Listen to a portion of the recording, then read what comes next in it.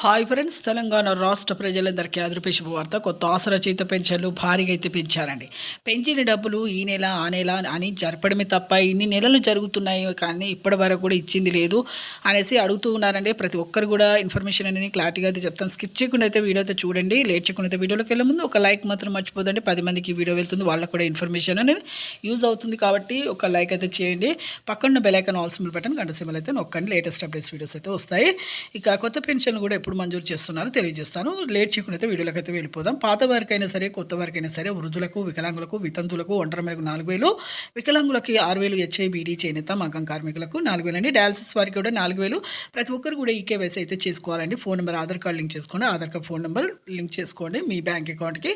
ప్రతి ఒక్కరు కూడా ఈ ఆగస్టు నెలలో అయితే పెన్షన్లు అయితే ఖచ్చితంగా అయితే పెంపు చేస్తారండి. ఎందుకంటే స్థానిక ఎలక్షన్స్ సందర్భంగా ప్రతి ఒక్కరికి కూడా పెంపు అనేది జరుగుతుందని సమాచారం అయితే తెలిసింది. అలాగే కొత్త పెన్షన్ కూడా వితంతులకు, వికలాంగులు ముఖ్యంగా అయితే ప్రిఫరెన్స్ అయితే ఇస్తున్నారు. వీళ్ళకు కూడా ఆగస్టు నెలలో